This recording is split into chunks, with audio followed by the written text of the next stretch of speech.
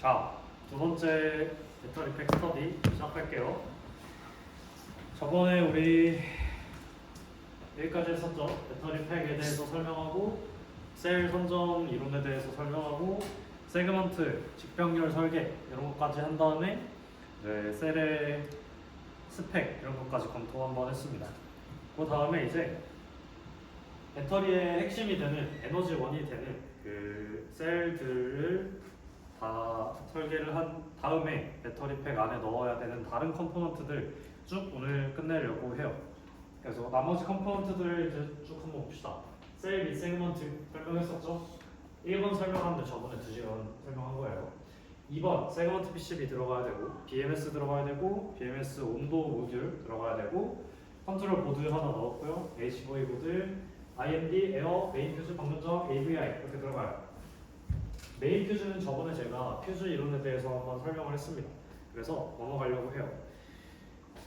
그래서 오늘은 저걸 다 설명을 할 건데 6번 HV 보드 같은 경우에는 어차피 회로 설계를 따로 똑 떼서 뒤에 설명을 할 거예요. 요거 배터리 팩 딱 끝나면은 HV 보드에 대한 설명 그리고 회로 설계 전반에 대한 거를 이제 다음 회차 때 할 겁니다. 근데 아마 다음 주가 여러분 시험이죠. 그래서 쉬었다가 아마 종강하고 하지 않을까 싶네요.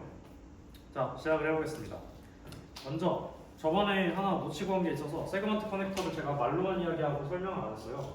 세그먼트 커넥터는 세그먼트와 세그먼트 사이를 연결해주는 직렬 버스죠. 병렬 아닙니다. 직렬 버스죠. 이거 상용품 아니고 이렇게 생긴 주황색 커넥터가 있어요. 거기에다가 우리가 75SQ, 50SQ 껴도 됩니다. 우리가 가지고 있었던 게 75SQ짜리여서 전선 75SQ, SQ는 단위예요. 스퀘어. 면적의 단위입니다. 도선의 단면적 75스퀘어라고 하면은 75제곱밀리미터라는 뜻입니다. 그래서 50 스퀘어 내지 75 스퀘어 전선으로 연결을 해서 여기를 꽉 물어줘요. 그 다음에 되게 짧죠. 짧아서 이 정도의 여기 공간만 나오게 이번에 됐어요. 내년에도 세그먼트 좀 빡빡하게 넣으려고 딱 했는데 괜히 이거 이렇게 만나가지고 못 넣는 상황 나오게 설계하시면 안 돼요. 무슨 말인지 알죠? 요거 잘 고려하셔야 될 겁니다. 그래서 이거 두 개를 이렇게 연결을 하고 최종적으로 세 개를 만들어서 네 개의 세그먼트를 다 연결을 해주면 가장 오른쪽에 있는 사진처럼 연결이 됩니다. 자, 그러면 이 상황에서 이제 세그먼트 1부터 제가 4번까지로 네임들을 했어요. 여기에서부터 시작이 돼요. 여기가 제일 마이너스, 여기가 그러면 HV의 그라운드 포인트가 되겠죠? GND예요. 마이너스부터 해서 전위가 쭉 올라가서 직렬 연결, 직렬 연결, 직렬 연결, 직렬 연결해서 여기가 제일 고전이 플러스. 그래서 우리는 이거를 HV 마이너스, HV 플러스라고 합니다. 각각의 배터리 마이너스, 플러스 극이라고 생각하면 돼요. 이것도 어려우면 이렇게 생각하면 됩니다. 이거 길다란 거 하나가 우리 사용하는 건전지라고 생각을 하면은 건전지 마이너스, 플러스, 마이너스, 플러스 하니까 직렬 연결됐죠? 그렇게 쭉 연결한 겁니다. 그러면은 제일 마이너스 단은 제일 첫 번째 있는 마이너스가 될 거고 제일 플러스 단은 제일 끝쪽에 있는 거에 양극 플러스 단이 되겠죠. 자, BMS로 넘어갈게요. BMS는 배터리 매니지먼트 시스템이라는 친구고요. 우리가 사용하는 셀은 비보 셀입니다. 셀은 과충전, 과방전이 되었을 때 터져요. 내부 전류, 내부 저항이 과도하게 높아졌을 때 터집니다. 그래서 이 배터리를 계속 모니터링하면서 정상적이고 안전한 상태인 것을 확인해주는 친구입니다. BMS 자체는 우리가 사용하는 BMS 자체는 커팅이나 이런 기능이 없어요. 그냥 관찰해주는 애다 이렇게 생각하면 됩니다. 배터리의 상태를 관찰해주는 친구다 이렇게 생각하면 되고요. 우리 FSK 우리가 나가는 포뮬러 스턴트 코리아에서는 세 가지를 BMS한테 요구를 해요. 당신 차에 있는 BMS는 전압 감시해야 되고 전류 감시해야 되고 온도 감시해야 된다 이렇게 나옵니다. 그래서 사실 BMS는 다양한 기능이 들어갈 수 있어요. 최근에 나오는 상용차의 BMS 같은 경우 훨씬 더 복잡한 연산들을 수행을 합니다. 우리 것도 마찬가지고 충방전에 대한 계산 그리고 SOC에 대한 계산, 셀 밸런싱, 특히나 액티브 셀 밸런싱 같은 경우도 기본적으로 다 들어가 있고요 요즘은. 근데 우리 규정에서는 딱 3개만 요구한다. 즉 셀 밸런싱 되냐 안 되냐 중요하지 않다 이렇게 아시면 되겠습니다. 규정은 한번 쭉 읽어보시고요. 아무튼 우리는 이 3개에 집중해서 설계를 할 거다. 또 사진 보면은 이게 BMS가 아니라 이게 BMS예요. 얘가 BMS고 얘가 이제 본체입니다. 얘는 오리온 BMS고. 그래서 차량의 배터리 팩 안에 1층 가장 아래층에 우리 세그먼트 다 넣었고 2층 상판이 올라가죠. 상판 위에 가장 큰 부피를 차지하는 오리온 BMS가 있습니다. 그리고 이거를 좀 더 잘 보이게 제가 사진을 찾아봤는데 사진이 배선 때문에 지저분해서 시뮬레이션 화면을 가져왔어요. 차체 배터리 팩에 있는 위치는 저렇게 되고 확대하면 이렇게 생겼어요. 여기 보면은 색깔이 3개죠. 회색 이게 본체입니다. 검은색 이게 온도 확장 모듈이에요. 왜 온도 확장 모듈 써야 된다고 그랬죠? 성준 씨? 확장 25%. 왜 이거 하나로 본체로만 안 하고 왜 확장 모듈을 우리 써야 될까요? 아는 사람? BMS 둘 빼고 아는 사람? BMS 자, 우리 규정상 전체 셀의 25%의 온도를 감시해야 된다. 아니, 20%의 온도를 감시해야 된다. 라는 규정이 있죠. 전체 셀 우리 몇 개예요? 224개. 224개의 20% 56개. 최소한 56개의 셀의 온도를 감시해야 되는 거예요. 그럼 온도 센서가 56개가 필요하겠죠? 근데 기본 온도 센서는 기본적으로 이 본체 내부에 탑재되어 있는 온도 센서는 8개인가요, 이프시? 네, 8개밖에 없어요. 그래서 이걸 확장시켜줄 수 있는 확장 모듈을 써서 56개의 셀 감시하는 겁니다. 다만 56개의 셀을 감시하기 위해서 56개의 온도 센서를 사용하진 않아요. 이게 무슨 말이냐? 셀이 되게 가까이 있잖아요. 그래서 이 셀과 셀 사이에다가 온도 센서 하나를 감시합니다. 이거는 규정에 허용된다고 아예 명시가 돼 있어요. 그래서 온도 센서 하나로 셀 2개를 감시하기 때문에 우리 온도 센서는 총 28개 온도 센서가 들어가는 거예요. 그거를 확장시켜주기 위해서 20개가 여기 들어가는 겁니다. 우리 배선은 아마 여기다 싹 다 했을 거예요. 아무튼 이렇게 생겼고요. 마지막 저 금색 이거는 우리가 직접 가공을 했던 히트 파이프고요. 방열판이에요. 방열판. 기본 방열판이 있는데 그거 이렇게 탑재하려고 했더니 사실 24년도 배터리 팩에서 공간이 너무 협소하다 보니까 이렇게 올리는 방법밖에 답이 안 나왔어요. 그래서 방열판 때문에 높이가 안 나오는데 어떻게 할까? 방열판을 우리가 자작하자 해가지고 기존 방열판 빼고 기존 방열판의 열량을 처리해줄 수 있는 해석을 돌려서 조금 더 높게 아노다이즈된 알루미늄으로 설계한 겁니다. 그래서 내년에는 뭐 굳이 이거 안 써도 돼요. 이렇게 알아두시면 되고요. 이게 BMS 본체 사진이라는 거. 아까 말씀드렸죠? 전류, 전압, 온도 3개 감시해야 된다고 했어요. 온도부터 알아봅시다. 온도는 온도 센서로 감시를 해요. 온도 센서는 센서에 대한 세부적인 설명까지는 안 들어갈게요. 온도 센서는 그냥 단순히 저항이에요. 저항. 온도에 따라서 저항값이 바뀌는 저항이라 생각하면 되는데 그래서 온도 센서 보면은 이렇게 까만 팁 여기가 이제 저항체가 들어가 있는 센서의 주요 부위입니다. 얘를 그래서 이 셀과 셀 사이에다가 지금 여기 셀과 여기 셀의 중심 여기에 위치하게 해가지고 위치를 시켜놓고 그냥 고정만 해놓은 거예요. 뭐 납땜이나 뭔가 연결하는 건 아닙니다. 그래서 저렇게 연결을 해주면은 여기에 있는 이 셀들이 뜨거워지면은 여기 온도가 올라가겠죠. 이거를 얘는 이제 모니터링을 할 수 있는 거예요. 그럼 이제 연결되어 있는 이 선들 우리 배선한 거 나중에 실물을 한번 보시면 더 이해가겠지만 이것도 설계할 때 고려 잘 하셔야 됩니다. 여기서 와이어가 올라가서 여기를 통과해야 돼요. 그래서 여기 배선 라인 구멍을 뚫어줘야 됩니다. 이런 거 홀더 설계할 때 세심하게 보셔야 돼요. 제가 무슨 말 하는 건지는 나중에 직접 설계해 보시면은 이 구멍이 왜 이래 있는 거구나 아실 겁니다. 그래서 아무튼 저렇게 배선 구멍까지 만들어줘서 쭉 위로 올려주는 거예요. 어디로 올려줄까요? BMS까지 전달을 하면 되거든요. 저 라인은. 뒤에가 설명을 했습니다. 어떻게 연결을 하는지 BMS까지. 일단 온도 센서 어쨌든 세그먼트에 탑재를 했어요. 그 다음에 전압은 뭘로 알 수 있을까요? 전압은 셀탭 와이어링이라는 걸로 전압을 감시합니다. 우리 배터리는 자 직병렬 배터리 팀장님 우리 배터리 직병렬 몇 S 몇 P죠?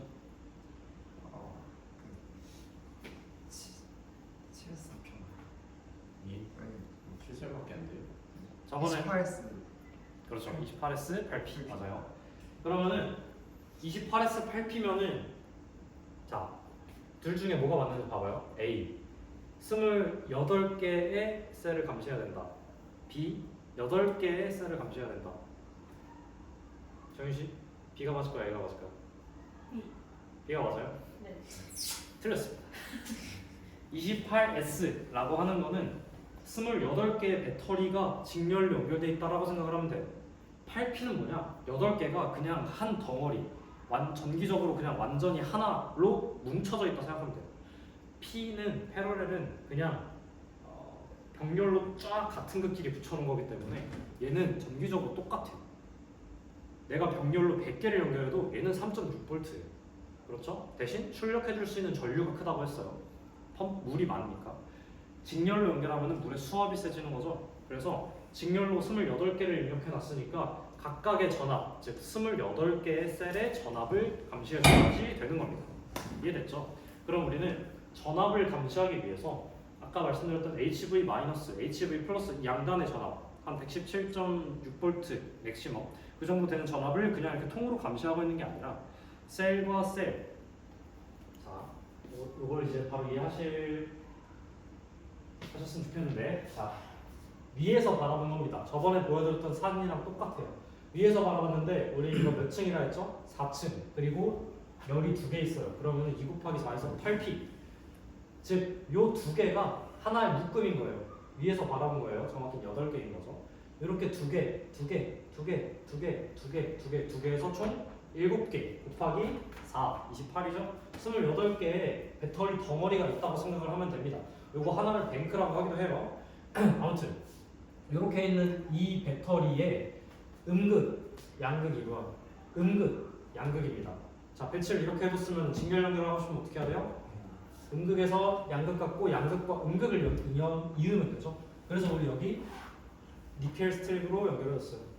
쭉쭉쭉쭉쭉쭉 해서 7S를 만든 겁니다.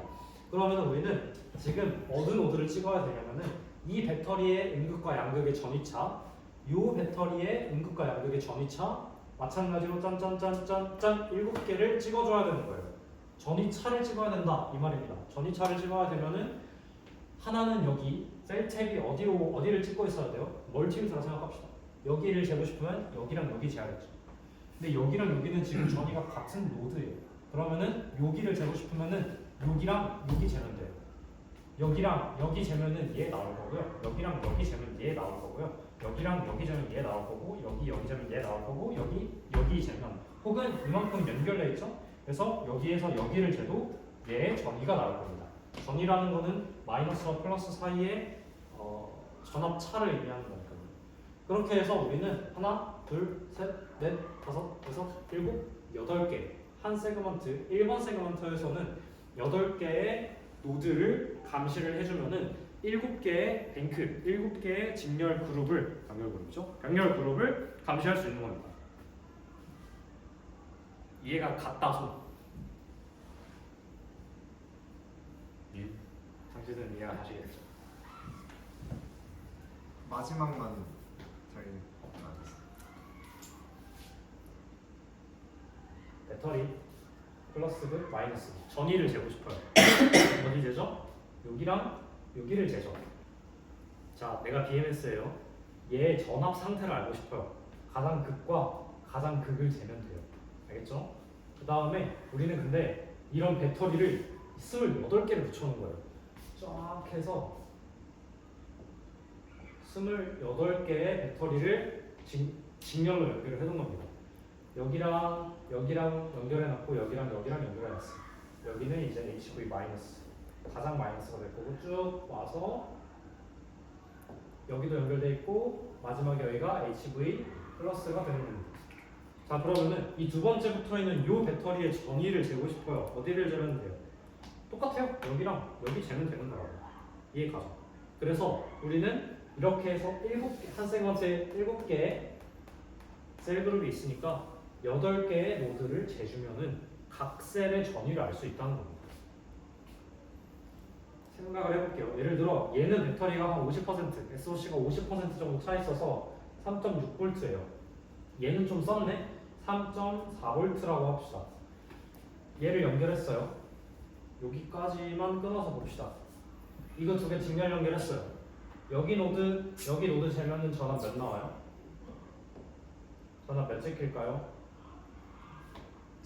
7 나오죠. 7V 나올 거예요. 여기서 3.6 쭉 올라가서 3.6, 3.6, 3.6 해서 이렇게 7까지 올라가는 거죠. 전이는 이렇게 쌓이는 거예요. 직렬 연결해서. 근데 우리는 아까 말했다시피 셀 개개인의 전압, 셀 각자의 전압을 다 모니터링을 해야 되기 때문에 이렇게 재버리면은 7V는 그러면 누군가가 3.6V가 아닌 거네. 이거를 그냥 평균 내버리면 얘와 얘 전위 차이를 우리는 알 수가 없잖아요. 그래서 하나 재준다는 겁니다. 여기 제곱, 여기 제곱, 여기 제곱, 여기 제곱, 여기 제곱, 여기 재준다는 거예요. 이해됐죠? 그래서 실제로 우리가 이렇게 모든 노드들을 감시하는 셀탭들을 전기적으로 연결을 해주고, 전기적 연결이라는 거는 실제로 우리가 니켈 플레이트에다가 납땜을 합니다. 할 땐 주의하셔야 되는 게 니켈 플레이트를 납이 녹는 온도까지 가열을 해요. 200도 넘게 300도 초반까지 가열을 하면은 납이 녹아서 니켈 플레이트에 잘 달라붙긴 해요. 다만 이게 배터리 셀에 붙어있는 상태로 하면은 배터리 온도 자체가 300도가 넘어가게 되겠죠. 위험합니다. 그래서 다른 방법을 강구하시면 돼요. 이거는 오래 해보신 분들은 알겠죠. 아무튼 그렇게 해서 연결을 다 해주면은 이렇게 생긴 우리 셀탭 커넥터가 있어요. BMS4에서 제공을 하는 커넥터입니다. 이 커넥터에서 셀 그룹당 나오는 전선들이 있고 그 배선에 맞춰서 우리는 여기서 나오는 전선을 얘는 뭐 1-다 여기 해주고 1이다 여기 해주고 연결만 제대로 해주면 되는 겁니다. 이해갔죠? 그게 셀탭 와이어링이에요. 자, 그러면은 우리 실제 사진을 가져가서 봅시다. 왼쪽에 있는 사진이 지금 딱 스판 용접까지 되어 있는 직병렬까지 연결이 되어 있는 세그먼트입니다. 그러면은 이 세그먼트에서 각각의 노드들, 아까 위에서 봤지만 옆에서 보면은 여기에 있는 이 니켈 플레이트들이 노드들일 거예요. 맞죠? 그래서 여기 하나, 둘, 셋, 넷, 다섯, 여섯, 일곱 해서 노드가 있습니다. 이 노드들을 감시하기 위해서 전선들을 이렇게 납땜을 해준다고 했어요. 납땜한 다음에 이거는 이제 캡톤 발라서 이렇게 보이는 거예요. 여기서 납땜해서 올라오는 전선들이 있습니다. 이 전선들은 각각 그 단의 전위에 대한 정보를 담고 있겠죠. 이 전선을 오리온 BMS로 넘겨주면 돼요. 근데 아까 말했다시피 이렇게 되어 있는 4개의 세그먼트가 있어요. 이거를 냅다 그냥 쭉 모든 셀탭 전선들을 오리온 BMS에다 연결을 해버리면 어떻게 되겠어요? 이 셀 얘 하나하나가 다 한 덩어리가 돼버리겠죠. 오리온 BMS에 의해서 선을 자르지 않는 이상 원바디가 되어버립니다. 그러면 정비성에 문제가 있겠죠. 그래서 중간에 한번 끊어주는 게 필요하다 판단을 해서 세그먼트 커넥터라는 걸 만들었어요. 세그먼트 커넥터를 설계를 해서 이 세그먼트 커넥터를 이렇게 끊었어요? 네? 어떻게 끊었어요? 네, 맞춰 먹었어요. 아니 사줬습니다. 배고픈데. 중간에 있는 셀 탭을 끊어주기 위해서 세그먼트 커넥터를 만드는 거예요. 그리고 뒤에 가서 세그먼트 커넥터의 역할 2개 더 설명할게요. 지금은 셀 탭, 전압의 관점에서만 생각을 해봅시다. 이렇게 PCB를 하나하나 떠서 모든 세그먼트 위에다가 하나씩 올리는 거예요. 그래서 모든 세그먼트에서 나오는 각각의 노드들을 이 PCB로 넣어주고 이 PCB에서 출력될 때는 커넥터를 사용해주면 됩니다. 그러면은 이제 커넥터만 뽑으면은 모든 세그먼트들이 개개인 활동이 가능해지겠죠. 이런 식으로 정비성을 높인 거고요. 그 세그먼트 커넥터에다가 셀탭들만 지금 사실 온도 커넥터가 연결되어 있는 거긴 한데 셀탭도 똑같이 생겼어요. 셀탭 커넥터도 똑같이 이렇게 연결을 해주면은 쭉 해서 이 커넥터가 이제 오리온 BMS에 탁 꽂히면은 연결이 되는 겁니다. 이해가 되죠? 생각해보세요. 이 초록색 기판이 하나도 없어요. 그럼 이 모든 전선들이 아까 여기 하나하나 다 연결이 되어 있어요. 그러면은 BMS에서 전선 쭉 문어발로 내려와서 세그먼트들이 다 연결되어 있으니까 BMS부터 세그먼트 4개가 원바디가 된다. 이 설명이 이해가 가시죠 이제. 그래서 연결을 하고 실제 제작한 모습을 보시면은 왼쪽처럼 연결이 됩니다. 세그먼트 커넥터는 세그먼트 케이스에 있는 플레이트 위에다가 PCB를 마운팅할 수 있게 홀을 뚫어놨고 그래서 거기다가 PCB를 하나하나 다 마운트를 해서 우리는 아까 올라온 그 전선 있죠. 그 그 전선을 직접 납땜해서 연결해 주면 되겠습니다. 그 다음에 중간 사진은 요 위에 납땜했다 했죠. 여기 공구 하나 이렇게 틱 끼거나 여기에 공구 하나 틱 들어가면 어떻게 되겠어요? 여기가 연결되는 거예요. 폐회로 되겠죠. 그럼 배터리가 터지겠죠. 그래서 그거를 방지하고자 물론 방수 코팅제를 도포를 했고 굉장히 많이 도포를 했고 그 위에다가 혹시 몰라서 3D 프린팅으로 똑같은 크기로 해서 파츠를 끼워준 겁니다. 케이스를. 그게 두 번째 사진이 내연도 좀 이렇게 해줬으면 좋겠어요. 그 이번에도 한번 뭔가 녹았었죠? 가위였나 무언가가 녹았었죠. 그래서 조심하시고 다 연결을 하면 그렇게 해서 이렇게 세그먼트 커넥터에서 나오는 모든 전선들이 BMS로 올라가게 되는 이런 형태가 만들어집니다. 이렇게 보면 더 잘 보이죠? 여기에 있는 전선들이 쭉 상판으로 연결되는 거예요. 자, 그러면은 이제 이 세그먼트 PCB 안에 어떻게 생겼냐? 엄청 간단해요. 세그먼트 PCB라 해서 뭔가 안에 논리 회로가 있지 않습니다. 얘는 그냥 진짜 연결만 해주는 애예요. 사실 커넥터용 PCB라고 생각을 해주시면 되는데 일단 전압 노드가 저는 V라고 표시했어요. 전압 노드가 하나, 둘, 셋, 넷, 다섯, 여섯, 일곱, 8개 있어요. 중간에 있는 2번, 3번 커넥터 세그먼트 같은 경우 노드가 7개만 있어도 되죠. 근데 왜 8개로 만들었을까요? 각각 다른 디자인으로 만들지 않고 통합할 수 있는 하나의 디자인으로 만든 다음에 안 쓸 거 안 쓰도록 해가지고 좀 머리를 쓴 겁니다. 그래서 일단 노드가 8개 있고 우리는 이 노드에다가 연결을 해준 다음에 그 노드에 해당하는 커넥터에다가 배선을 해주면 되는 거예요. 이해가시죠? 그렇게 해서 노드들이 연결되어 있다. 커넥터로. 여기가 이제 커넥터 라인이에요.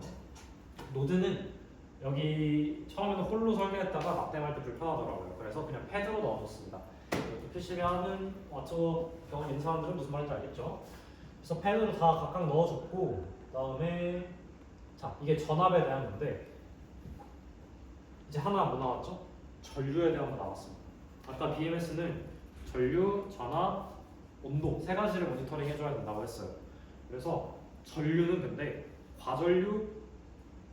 과전류에 대한 게 구동 시스템에 대한 과전류를 모니터링하는 게 아닙니다. 규정을 잘 읽어보시면은 세그먼트 셀탭 간이었나요? 정확한 워딩이 기억이 안 나는데 앞에 써있겠네. 그럴 줄 알고 가져왔죠. 보이죠? 7번 보시면 셀의 전압 감지부 이게 셀탭이에요. 셀탭에서 과전류가 감지되었을 경우 비상정지 시켜야 된다입니다. 이거 그럼 어떻게 할 수 있어요? 예를 들어서 셀탭끼리만 연결이 되어 있는 상태에서 전체 커넥터가 완전 헤비듀티 커넥터는 뽑혀 있어요. 이 상황에서 엑셀 밟으면 어떻게 될까요? 셀탭은 연결이 돼 있어요. 그러면은 그 셀탭 아주 얇은 전선으로 해서 전류가 흐를 수도 있겠죠. 그죠? 그렇기 때문에 아니면은 이 커넥터 끝단에서 합선이 났어요. 그러면은 지금 우리가 연결한 이 셀탭 내부에서 폐회로 만들어지고 배터리 터지겠죠. 그랬을 때 이거를 셧다운 시켜줄 수 있는 장치가 필요하다 이 말입니다. 이거는 소프트웨어적으로 하기 어려워요. 이 모든 노드에다가 다 셔트 저항 다를 거예요? 아니죠. 모든 노드에다가 홀센서 달아서 전류 감시할 겁니까? 절대 그럴 수 없죠. 그래서 그냥 일회성으로 그냥 이 모든 전압 노드를 퓨징해주면 됩니다. 이거는 우리가 이제 해보면서 알아낸 건데 이 퓨즈는 지금 용량이 3A로 되어 있고요. 1A로 되어 있죠. 1A로 되어 있는데 750A로 해놨을 때 퓨즈들이 깨졌습니다. 따라서 750mA에서 1A 사이에 전류가 왔다 갔다 생각보다 크죠. 저 놀랐는데 아무튼 그 정도에서 깨진다. 따라서 저쪽 퓨징을 1A 이상으로 해주시면 되겠습니다. 1A에서 3A 정도 권장드려요. 그렇고요. 또 무슨 말을 하는데 그럼 전류 확인했고 전압 확인했는데 아까 잠깐 제쳐두었던 온도는 아까 그냥 저항이라고 말씀드렸죠. 그래서 실제 안에서 보면은 이 저항체를 지난 친구가 여기 안에서 BMS 본체 안으로 들어와요. 그 전압이 그 안에서 그 모든 노드들에 대해서 저항 분배를 쳐놓은 겁니다. 혹은 그 저항을 읽을 수 있는 MCU에다가 핀을 입력을 해놨겠죠. 그래서 그 모든 단의 저항을 읽는 거예요. 그렇기 때문에 그냥 얘도 전선 처리해주면 된다. 이건 전선 처리예요. 여기도 보면 T라고 되어 있는 노드들이 다 그 온도에 대한 온도 노드라고 생각을 해주시면 돼요. 얘도 마찬가지로 우리 28개 온도 센서 쓴다고 했죠. 그러니까 7개 각 세그먼트당 7개의 노드가 들어오겠죠. 근데 얘도 보면은 저항이라고 말씀드렸죠. 그렇기 때문에 얘가 그냥 갔다가 끝나는 게 아니에요. 갔다가 저항을 거쳐서 다시 돌아옵니다. 따라서 온도 센서 하나당 라인이 2개예요. 근데 그 둘 중 하나는 음극이죠. 음극은 다 그냥 GND예요. 따라서 GND를 그냥 하나 처리해주면 됩니다. 그래서 여기 PCB에도 보면은 여기에 있는 커퍼 플레이 얘가 그냥 그라운드 노드예요. 그럼 우리 어떻게 하면 되겠어요? 각각 온도 센서마다 올라오는 선 둘 중에 하나 뭐가 되면 좋을까요? 상관없죠. 음극이 있고 양극이 있는 게 아니니까 둘 중에 한 선을 너는 그라운드야 라고 명명을 하고 얘는 그냥 제가 만들어둔 그라운드 핀 여기다가 다 연결을 했어요. 그러면은 이 그라운드끼리 다 연결이 되어서 같은 전위를 만들겠죠. 이렇게 안녕하세요? 기계과가 자꾸 들어와. 얼른 보세요. 아무튼 그렇게 해서 그라운드는 묶어준 겁니다. 그라운드 하나하나 다 만들어서 하나당 14개 노드 있고 내년에 그러면 안 돼요. 알겠죠? 노드는 7개 플러스 그라운드 노드 해가지고 8개면 충분한 거죠. 요거 이해 가죠? 안 가시면 나중에 다시 물어보세요. 자, 이렇게 해서 BMS에서 감시해야 되는 전압, 전류, 온도 3개에 대한 처리를 끝냈습니다. 그러면은 이제 BMS 컨트롤 보드라는 걸 올해는 또 추가해서 달아주었는데요. 얘는 뭐 PCB이긴 한데 그렇게 복잡한 기능이 들어가 있지는 않고요. 얘는 말 그대로 BMS를 껐다 켰다 해주는 거, 그리고 퓨징해주는 거, 전원 만들어주는 거, 그다음에 GLVS로 신호 갈바닉 해주는 거. 말을 하다 보니 많긴 한데 아무튼 그 정도 기능이 있어요. 하나하나 간단하게만 말씀을 드리면 캔도 있네요. 하나하나 간단하게 말씀드리면은 일단 BMS의 파워, BMS가 구동되는데 필요한 파워 어디서 줄까요? 제일 좋은 건 배터리에서 주는 겁니다. 배터리의 자체 자체 전류를 활용을 해서 걔로 BMS에다 서플라이를 공급해주면 제일 좋아요. 근데 문제는 작년에 그렇게 했다가 BMS 쉘 자체가 셰시 그라운드 되어 있습니다. 내부에서. 그래서 우리는 BMS에다가 주는 서플라이 전류의 GND가 BMS 쉘인 거예요. BMS 쉘은 금속이거든요. 그럼 우리가 이 BMS 금속 쉘을 배터리 팩에다가 알루미늄 배터리 팩에다가 볼트로 고정을 해요. 금속 볼트로. 그러면은 배터리 팩 자체가 HV 그라운드가 돼버리는 거예요. 이러면은 우리 셰시 그라운드는 어디죠? GLVS죠. 두 개가 섞여요. 섞이는 순간 IMD에서 잘못됐다고 셧다운을 내겠죠. 따라서 우리 지금 FSK에서는 BMS의 전류를 갈바닉 시켜줘야 됩니다. 전원 소스를 갈바닉 시켜줘야 돼요. 그래서 선택지가 2개 있죠. 하나는 GLVS 갖다 쓴다. 하나 다른 거는 새로운 전원 소스를 만들어주면 되는 겁니다. 저희는 이거를 2개를 섞었어요. 융합해서 설계를 했습니다. 작년에. 이유는 GLVS로만 하면 뭐가 안 좋을까요? GLVS가 차량에 연결되어 있지 않을 때는 BMS가 안 켜져요. 우리가 BMS는 항상 배터리 온도나 이런 걸로 감시해야 되고 로깅 같은 것도 해야 되니까 셧다운이 돼서 LV가 다 떨어지더라도 BMS는 켜져 있고 BMS 배터리 매니징을 계속 해줘야 됩니다. 근데 GLVS로 해버리면은 우리가 배터리 팩을 충전하거나 뭐 정비하기 위해서 빼는 순간 BMS가 꺼지는 거예요. 이 문제가 있겠죠. 아까 말했다시피 새로운 전원 소스로 만들면은 새로운 전원 소스로부터 나오는 BMS 신호가 있기 때문에 BMS 신호 자체가 읽으려면은 그 BMS 전원 소스의 그라운드랑 연결이 되어 있어야 돼요. 즉 우리가 BMS가 출력하는 신호를 GLVS 시스템에서 알아먹을 수가 없다는 겁니다. 그렇다면 그라운드를 연결해 주든가 해야겠죠. 그래서 그라운드 연결해 줬어요.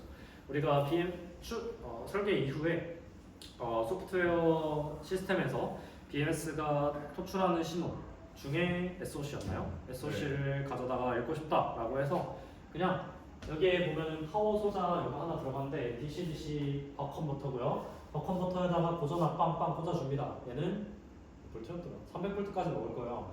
기억이 잘 안 나는데 아무튼 고전압을 꽂아주면은 12V 고정 출력되는 컨버터예요. 그렇기 때문에 여기에 있는 요 전이는 여기랑 갈반이 되어 있겠죠. 일단 새로운 전원 소스가 되는 거예요. 그래서 이 12V를 우리는 BMS에다가 서플라이 전원으로 넣어주게 되는 겁니다. 그러면은 이 서플라이 전원을 통해서 생성된 BMS 자체 신호는 여기에 있는 이 그라운드랑 맞물려 있어야 읽는 게 가능하다는 겁니다. 이거는 이제 더 설명 안 해도 되겠죠. 자, 그래서 우리는 지금 배선이 좀 안 이쁘게 돼 있긴 하죠. 여기에서 그냥 납땜 하나 떼가지고 쭉 연결해 놓긴 했는데요. 내년에 요거 조금 더 이쁘게 할 수 있는 구상을 해보시면 재밌을 것 같아요. 별로 어렵지 않겠죠? 아마 조금 바뀔 거예요. 갈바닉이 돼요. 그 소프트 박스가 이제 한 6개로 분리될 거예요. 각 안에 소프트 박스가 있고 절연된 UART로 뿌릴 거예요. 아, 그쵸. 그 안에서. 어차피 절연된 걸 읽어올 혹은 캔 절연이 되어 있는 그런 친구를 사용하면은 사실 그라운드를 물리는 일도 필요 없겠죠. 제가 간단한 옵션이라서 이렇게 우리 올해는 이렇게 했던 거고요. 아무튼 하나하나 빠르게 설명드릴게요. 얘 버컨버터 해가지고 여기서 출력되는 12V 플러스 12V 노드예요. 이 12V 노드를 하나, 둘, 셋, 3개로 줍니다. 주는데 얘 퓨즈예요. 퓨징 해주고 주는 겁니다. 퓨징을 해준 다음에 요거 하나하나는 뭐냐면은 그냥 연결해 놓으면은 연결해 놓지 않고 여기에다가 제가 쇼트핀을 더 설계를 해놨어요. 그래서 그 쇼트핀을 쇼트시키면은 연결이 돼서 서플라이가 돌아가는 겁니다. 우리는 BMS는 전원 소스가 3개 있어요. 하나가 어레이전 파워, 하나가 레디 파워, 하나가 차지 파워입니다. 차지 파워 같은 경우에는 충전 가능하다라는 충전 상태로 만들어주기 위한 파워고요. 레디 파워랑 어레이전 파워는 거의 똑같아요. 그죠? 이거는 나중에 이제 BMSC께서 잘 설명을 해줄 거고요. 그래서 우리는 상황에 맞게 서플라이를 하기 위해서 각각의 쇼트핀을 만들어줬다 이렇게 생각하시면 됩니다. 그래서 같은 BMS 데이터시트 상에서 같은 전원 소스로 동작하는 애들끼리 제가 연결을 해준 거예요. 예를 들어 이거는 나중에 어차피 새로운 설계가 바뀌면은 전원 소스에 대해서는 다시 한번 고민을 하셔야 될 테니까 이건 굳이 설명하지 않겠습니다. 아무튼 파워 분배해주는 부가적이 있고요. 그 밑에 가면 시그널이 있죠. 이 시그널은 아까 말했다시피 BMS는 2개의 신호를 출력을 합니다. 차량 구동에 있어서 필수적인 신호 2개만 말할게요. 하나는 차지 이네이블, 하나는 디스차지 이네이블이에요. 지금 차량 상태, 배터리 상태가 오케이니까 차지해도 된다, 혹은 방전해도 된다, 디스차지해도 된다, 이렇게 신호 2개를 각각 내보내고요. 그 신호 2개가 아까 말씀드렸다시피 갈바닉 된 새로운 전원 소스로부터 생성된 신호이기 때문에 그냥 디지털 신호예요. 아날로그 전이 신호입니다. 그래서 얘를 읽으려면은 우리 GLVS로 바꿔치기를 해줘야 돼요. 그걸 해줄 수 있는 게 포토커플러라는 절연 스위치라고 생각을 해주시면 됩니다. 포토커플러는 나중에 회로 설계 시간에 다시 더 설명을 드리겠지만 간단하게 얘기해서 여기에서 신호가 있다 하면은 내부에 LED가 켜져요. LED 빛을 수광을 해서 여기서 트랜지스터나 모스펫이 닫히는 그런 구조입니다. 그러면은 전기적으로는 빛에 의해서만 지금 껐다 켰다가 된 거니까 전기적으로는 완전히 끊겨 있겠죠? 그 원리예요. 포토커플러. 그래서 포토커플러 2개로 차지 이네이블이랑 디스차지 이네이블이랑 차지 세이프티입니다. 말이 좀 달라요. 차지 세이프티 핀 신호 2개를 GLVS로 바꿔서 여기 보면은 GLVS 12V를 넣어주고 GLVS 12V를 넣어준 다음에 여기에 신호가 있다 하면은 탁 닫혀서 차지 세이프티가 아웃 되는 거고 얘는 GLVS 신호가 되는 거죠. 그러면 여기에도 디스차지 이네이블 아웃 해가지고 GLV 신호로 해서 어디로 갈까요? SDC로 갑니다. 나중에 SDC 설명할 때 다시 리마인드 시켜드릴게요. 마지막 그 다음에 이제 캔통신은 설명을 이제 하면은 종원이가 즐길 거겠죠?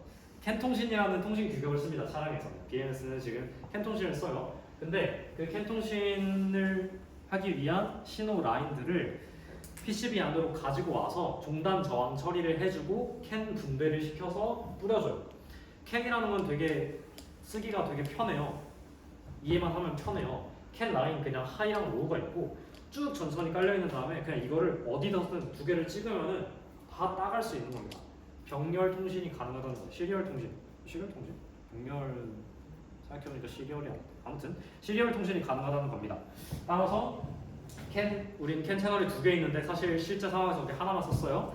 캔 채널 1에서 캔을 받아와요. 그 다음에 중단 저항 처리를 해주고 신호 반사를 막기 위해서 중단 저항 처리를 해줘요. 이런 거는 이제 BMS씨께서 나중에 더 설명을 스터디를 해주실 것 같고요.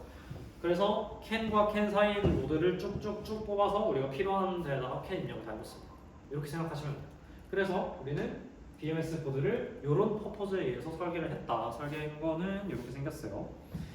근데 이제 또 하나 재밌는 포인트는 얘를 어디다 놓을까 하다가 IMD랑 사이즈를 똑같이 뽑았어요. 제가 똑같이 만들어서 IMD 위에다가 겹치게 쌓았습니다. 여기 보면 이러면 이제 상판에 한정된 공간을 좀 더 효율적으로 활용할 수 있겠죠. 우리가 IMD 뭐 스위칭하고 건들고 하는 거 없으니까 IMD 사이즈로 지금 딱 저렇게 뽑아놨고 내년에는 공간 보시면서 알아서 설계하시면 됩니다. HV 보드랑 한 번에 설계하셔도 상관없을 것 같아요. 아무튼 이게 이제 실제 보드 아까 말씀드렸던 슈트핀 3개 있고 각각 커넥터들 얘가 오토커플러 그리고 얘가 버컨버터입니다. 참고로 얘 10만 원 넘어요. 되게 비쌉니다. 잘 갈바닉되는 컨버터들이 비싸요. 그래서 한번 하나 태워먹어서 우리 20만 원짜리 컨버터가 돼버렸어요. 아무튼 그러고 차량 안에는 사진이 제가 요거 따로 찍어놓은 사진이 많이 없더라고요. 그래서 그냥 배터리팩 전체에서 크롭해가지고 가져서 잘 안 보이는데 BMS 있고 아까 말씀드린 커넥터 꽂히고 방열판 있고 서비스타 있는데 그 옆에 IMD를 깔아 공개하고 그 위에 올라가 있습니다. 자, BMS 끝났어요. 오늘 벌써 50분이 지났네요. 그 다음에 이제 끝납니다. IMD 이 중에서 이거 저번 시간에 설명했고 HV보드는 제가 따로 설명드렸다 말씀드렸죠. 이제 IMD 이만큼만 나왔어요. IMD는 다행히도 우리가 설계하는 게 아닙니다. IMD는 인설레이션 모니터링 디바이스라는 친구고요. 절연 감시 장치라는 애입니다. 절연을 감시해주는 장치예요. 뭐 그대로 받아들이시면 돼요. 절연이라는 거는 우리 차에서 어디가 필요할까요? HV 고전압 단과 이걸 TS라고 말하는 게 더 정확해요. TS 고전압 배터리에서부터 나오는 모든 전압들, 고전압이든 저전압이든 상관없어요. 이 트랙티브 시스템 전압대랑 전류랑 그리고 로우 볼티지 배터리에서 나오는 12V대의 GLVS 시스템, 이 두 개는 항상 절연되어 있어야 합니다. 이 두 개는 마이너스끼리 닿아서도 안 되고요, 플러스끼리도 닿아서는 안 돼요. 그거를 실시간으로 모니터링 해주는 친구가 IMD입니다. IMD의 역할은 간단해요. TS와 GLVS 사이의 절연을 실시간으로 감시해준다. 딱 이렇게 알면은 끝입니다. 더 없어요. 그러면은 IMD한테 입력해줘야 할 거 간단하겠죠. HV 플러스, HV 마이너스 넣어주고 LV 플러스, LV 마이너스 넣어주고 알아서 계산하는 겁니다. 얘가 이렇게 생겼어요. 이거는 벤더라는 회사에서 우리나라 경기에 협찬을 해줍니다. 그래서 모든 팀마다 매년 하나씩 와요. 우리도 작년에 하나 받아서 새 거 넣었고요. 올해도 우리가 FSK 신청을 할 거라면은 벤더에다가 협찬 요청을 해서 하나 받아오면 됩니다. 일단 지금 있는 것도 쓰셔도 되긴 해요. 고장 안 났어요. 아무튼 이렇게 생기는 PCB에다가 커넥터도 주거든요. 그 커넥터에다가 우리는 HV 플러스, 마이너스, LV 플러스, 마이너스 이렇게 4개 넣어주면 안 돼요. 사실 더 있어요. 그 핀을 설명하기 위해서 가지고 왔는데요. 사실 핀이 10개입니다. 10개인데 이제 쓰는 거 있고 안 쓰는 거 있어요. 한 번에 쫙 설명을 드릴게요. 1번 핀부터 해서 이건 그 데이터 시트에 다 나와 있어요. 제 설명 듣고 딱 외워야 되는 게 아니라 데이터 시트 보시면 친절하게 나와 있습니다. 일단 어플리케이션부터 볼게요. 보면은 여기에 있는 걸 설명을 해요. 고전압 플러스, 고전압 마이너스가 아닙니다. 이 두 개를 IMD가 얘는 안 보셔도 돼요. 나중에 IMD가 궁금하다, IMD 실험을 하는데 문제가 있다 할 때 저한테 오시거나 이걸 다시 한번 공부해 보세요. 저까지 하면 지금 시간이 안 될 것 같고요. 배선에 대해서만 이야기하겠습니다. 총 10개의 핀이 있고요. 2개는 따로 돼 있고 8개가 뭉쳐 있어요. 그래서 커넥터가 총 하나, 둘, 셋 해가지고 1핀, 1핀, 8핀 커넥터 이렇게 있어요. 요 각자 떨어져 있는 커넥터는 예상하셨다시피 고전압 플러스 마이너스입니다. 그래서 배터리에 있는 가장 플러스 극, 가장 마이너스 극을 가지고 와서 넣어주면 돼요. 그 다음에 8개 핀 중에서 1번 기억상으로 해봅시다. 1번 핀은 배터리 마이너스입니다. 2번 핀은 배터리 플러스예요. 제가 지금 여기서 말하는 배터리는 로우 볼티지 배터리예요. 그 두 개 넣어주고 3번 핀은 셰시 그라운드예요. 4번 핀은 배터리 팩 셰시 그라운드예요. 이렇게 연결해주면은 일단 정상적으로 작동합니다.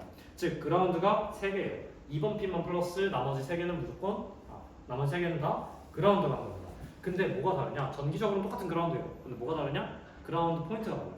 하나는 셰시의 연결, 하나는 배터리 팩 표면의 연결, 하나는 배터리의 음극의 연결. 이거 세 개 다 전기적으로 같거든요. 그러니까 여기랑 여기 찍어도 삐익 소리 나고 여기 찍어도 삐익 소리 나는 거예요. 세 개 다 묶여있는 같은 노드입니다.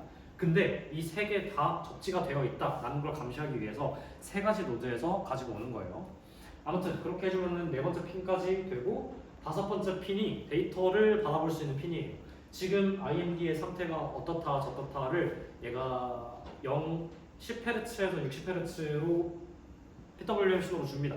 우리 이거 이제 읽어보면은 지금 얘가 1에서 펄트구나, 아니 얘가 지금 계산 중이구나, 자기의 신호를 PWM으로 표출해 주니까 문제가 생겼을 때 쓰면 돼요. 이 핀은. 알겠죠? 6번 핀은 안 씁니다.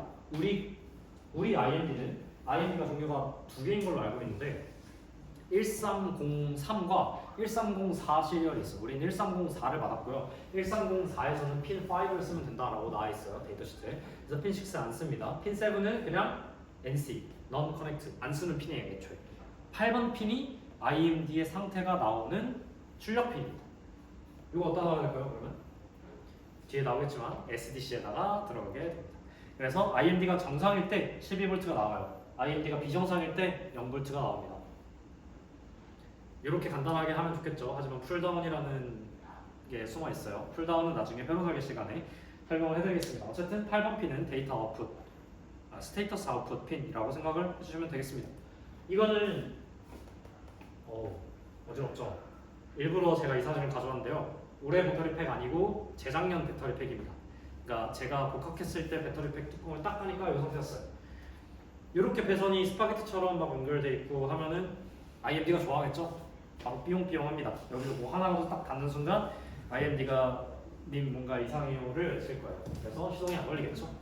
아무튼 이런 상태로 만들지 말고요. 올해처럼 이쁘게 개선해 봅시다. 까지 하면은 IMD 끝. IMD가 충전할 때도 필요하거든요. 충전 상황에서는 배터리 팩이 차량으로부터 분리가 됩니다. 그럼 뭐가 빠져요 지금? 아까 제가 말씀드린 핀 중에서 CC 그라운드가 빠져요. 그렇기 때문에 이 CC 그라운드를 차량에서 분리했을 때 충전기를 연결했을 때 연결되게 하는 배선 스킬도 필요합니다. 그거는 나중에 충전기 시간에 제가 다시 한번 설명을 하도록 할게요. 그때 IMD의 배선, 그라운드가 4개 필요하다는 사실을 기억하셔야 됩니다. 에어는 제가 사진을 준비를 안 했는데 에어라는 친구가 2개 있어요. 우리 차량에. 배터리 팩 사진이 있나? 여기 보시면 차량에 이제 다 왔어요. 우리 밑에 있는 배터리 에너지원 세그먼트와 셀 설명을 했죠. 쭉 직렬 연결해서 결국에 그 고출력의 전기자동차 에너지가 각각 커넥터로 올라옵니다. 아까 말씀드렸다시피 여기가 마이너스, 여기가 플러스예요. 얘를 이제 우리는 어디다 줘야 돼요? 어디다 줘야 돼요? 배터리 플러스 마이너스를 이제 어디다 주면 될까요? 차를 굴리려면 다시 보겠습니다. 차량에 있는 전기차 배터리예요. 전기차 배터리에서 나오는 이 고에너지 플러스 마이너스를 어디에다가 주면 될까요? 어디 연결하면 될까요?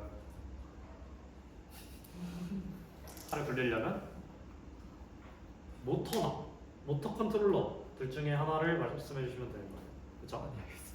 모터를 굴려야지 우리가 차가 가잖아요. 이 배터리 이제 전류를 쭉 모터까지 잘 전송시키면 되는 겁니다. 알겠죠? 정확히는 모터가 아니라 모터 컨트롤러입니다. 컨트롤러한테 DC, 저번에 말했다시피 여기서 그랬었죠. 제가 DC 라인 2개 갖다 주면은 컨트롤러가 지하에서 스로틀에 따라 계산을 해서 33 AC로 변환을 해서 인버팅을 해서 모터에다가 넣어주면은 모터에서 회전 장애가 생긴다. 이렇게 설명드렸었죠. 아무튼 이걸 이제 쭉 주면 됩니다. 근데 그 과정에서 그냥 직결해서 연결해 버리면은 문제 상황이나 차량의 시동 시퀀스를 제어할 수가 없겠죠. 그래서 중간에 스위치를 달아줘요. 그 스위치가 에어입니다. 어큐뮬레이터 I가 기억이 안 나네요. 뭔가 릴레이일 거예요. 한 번도 찾아본 적이 없는데 제가 유추한 거. 아무튼 에어라는 AIR 그 약어예요, 약어. 그래서 우리 차 배터리를 이렇게 크게 플러스 마이너스 이렇게 해볼게요. 완전 단순화시켜서 그려보겠습니다. 여기는 HV 플러스 HV 마이너스 이렇게인데 이제 얘를 컨트롤러에다가 주고 모터에다가 컨트롤러가 주게 되는 거예요. 자, 어떻게 연결하면 된다고요? 이렇게 연결하면 된다고. 이렇게 연결하면 차가 간다고. 근데 이렇게 하면은 시동 시퀀스 제어 불가. 차량에서 문제 생겼을 때 제어 불가. 그래서 여기를 끊어서 스위치를 달아줍니다. 스위치를 2개 달아줘요. 하나만 달아도 되지 않냐? 맞아요. 하나만 달아도 돼요. 근데 규정에서 2개를 달라고 요구를 합니다. 그리고 실제 전기차 환경에서 2개 이상 달아. 제가 알기로 팩마다 달아주는 걸로 알고 있어요. 아무튼 이렇게 해서 에어 2개를 달아주고 우리는 이 에어를 닫고 열므로써 차량의 시동을 제어를 합니다.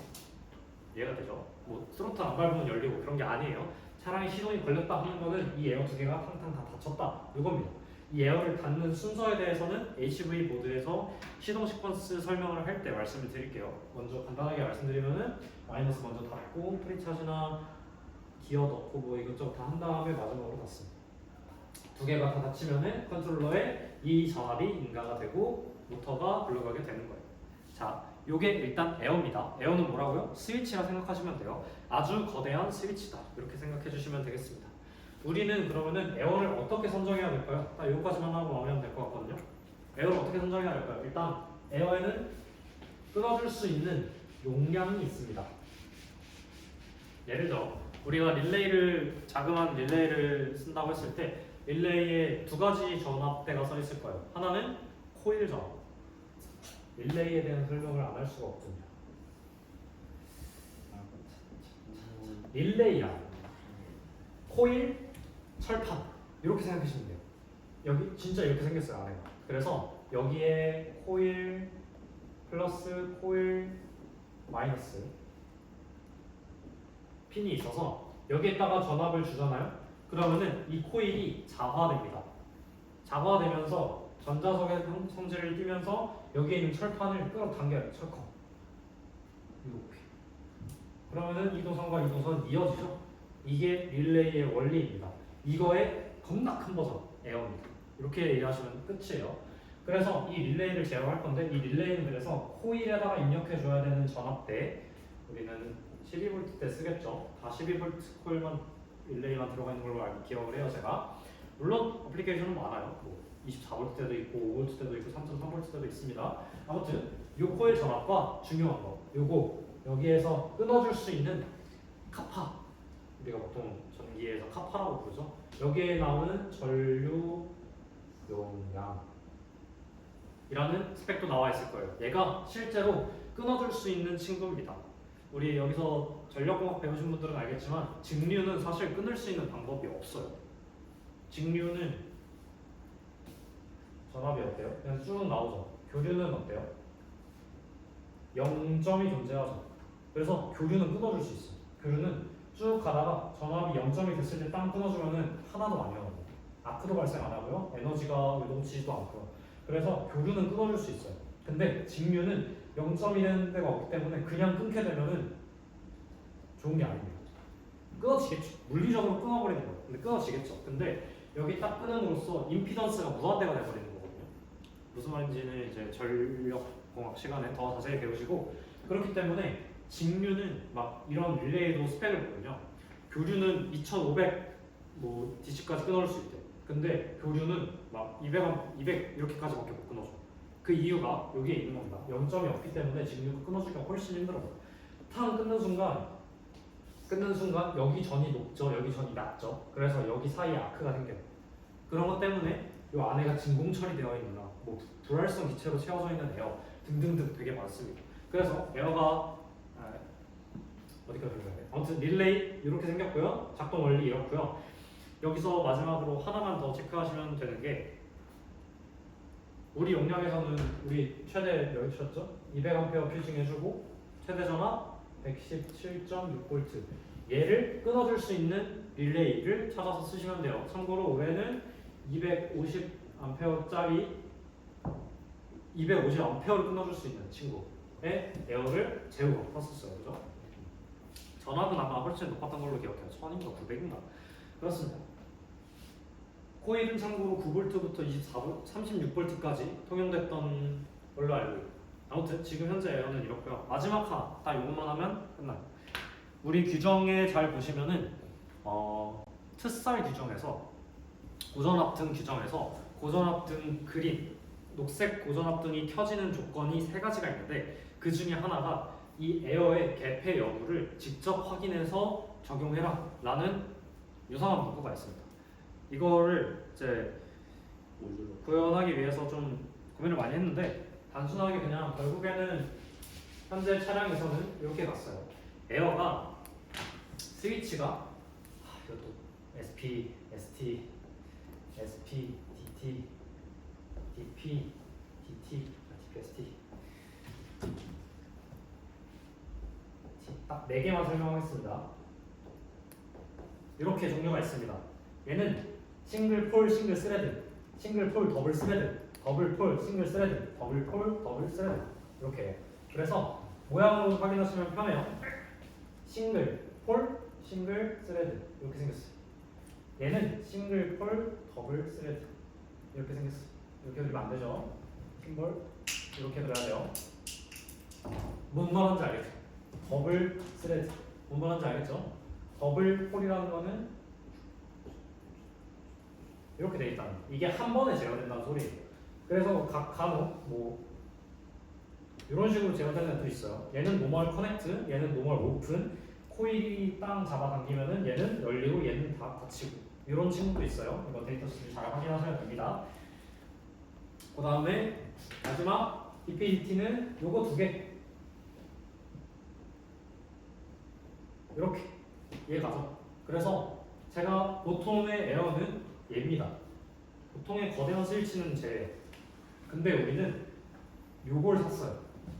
요걸 샀는데 하나 특이한 점이 DPDT라고 안 나올 거예요. 아마 스펙sheet 보면. 그 이유가 뭐냐면은 에어에 이따만한 엄청나게 큰 전류가 흐를 수 있는 거대한 코일, 거대한 노드 2개가 이렇게 땅땅 있고 진짜 조그마한 요런 애가 같이 붙어서 이 2개가 그냥 같이 동작하는 거예요.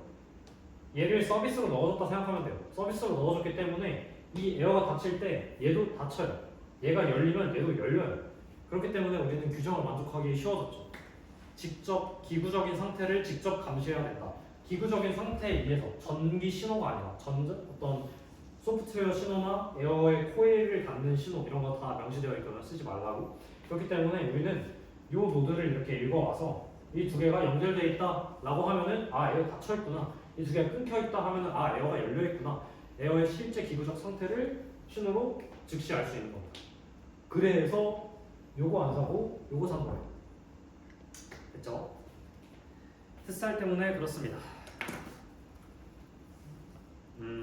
그러면은 이제 한번 쭉 다시 되짚고 마무리합시다. 쭉 저번 시간, 이번 시간 여기까지 했죠. 메인 퓨즈는 저번에 설명했고 방전저항 이거는 HV 보드 설명할 때 같이 설명을 해드릴게요. 방전저항을 사전에 아마 없을 겁니다. AVI 얘도 마찬가지로 어큐뮬레이터 볼티지 인디케이터라고 해서 그 전압이 실제로 들어와 있는지를 LED로 켜주는 인디케이터예요. 그래서 얘도 HV 보드의 논리입니다. 그렇기 때문에 HV 보드 설명할 때 같이 설명을 하도록 할게요. 오늘 HV 보드까지 다 해서 배터리팩의 모든 것을 끝내고 싶었으나 HV 보드만 2시간 할 것 같아서 제가 따로 뺐고요. 다음 시간에 HV 보드에 대한 회로 설명, 논리 설명, 시퀀스 설명, PCB 조금까지 설명해 드리도록 하겠습니다. 고생했습니다. 끝. 끊어줄래요? 질문.